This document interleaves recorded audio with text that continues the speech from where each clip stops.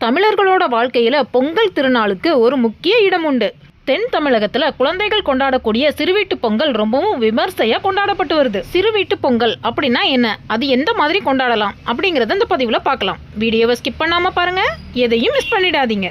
மார்கழி மாதம் வீட்டு வாசல்ல கோலமிட்டு அந்த கோலத்துல பசுஞ்சாணத்துல பிள்ளையார் பிடித்து வைப்பாங்க. அந்த பிள்ளையாருக்கு மேல பூசணி பூவை சொருகி வைப்பாங்க. அடுத்த நாள் அந்த பிள்ளையார் பிடித்த சாணத்தை எடுத்து எரு போல தட்டி காய வச்சு அதை பத்திரப்படுத்தி வைப்பாங்க. மார்கழி மாதம் தோறும் கோலத்துல வைக்கக்கூடிய அந்த சாணத்தையும் பூவையும் எடுத்து காய வச்சு பத்திரப்படுத்தி வைப்பாங்க. பொங்கலுக்கு அப்புறமா அதை எடுத்துட்டு போய் நீர்நிலைகள்ல கரைப்பதற்காக, அதாவது ஆறு குளங்கள்ல கரைப்பதற்காக சிறு வீட்டு பொங்கல் கொண்டாடப்படும்.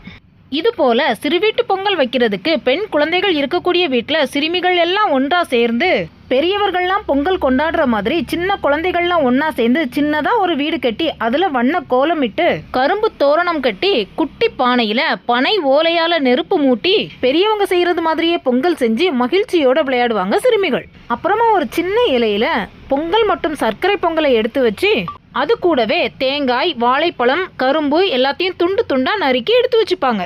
இந்த எல்லா பொருட்களையும் ஆறு, ஏரி, குளம், நீரோடைகளுக்கு கொண்டு போய் அந்த நதிக்கரையில கற்பூரம் ஏற்றி வழிபட்டு சிறுமிகள் கொண்டு போன பொங்கல் மற்றும் பொருட்கள் எல்லாம் ஒரு இலையில வச்சு நீரோடையில மிதக்க விடுவது வழக்கம். இது போல செய்யறதுனால சின்ன குழந்தைகளுக்கு பொங்கலோட மகத்துவத்தை உணர்த்துவதோட மட்டும் இல்லாம பொங்கல் செய்யும் வழக்கத்தை சின்ன குழந்தைகள்ல இருந்தே சொல்லி தந்தாங்க முன்னோர்கள். பெண் குழந்தைகள் இது போல செய்யறதுனால அவங்களோட வாழ்க்கையும் வாழ்க்கை துணையும் சிறப்பாக அமையும் அப்படிங்கிறது நம்பிக்கை.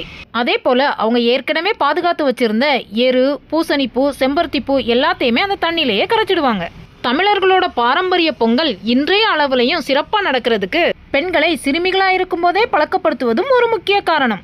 இந்த பதிவு உங்களுக்கு பிடிச்சிருக்கும்னு நம்புறோம். இது போன்ற பதிவுகளை தொடர்ந்து பார்க்கறதுக்கு லைக் பண்ணுங்க, ஷேர் பண்ணுங்க, கமெண்ட் பண்ணுங்க, மறக்காம சப்ஸ்கிரைப் பண்ணிக்கோங்க. நன்றி.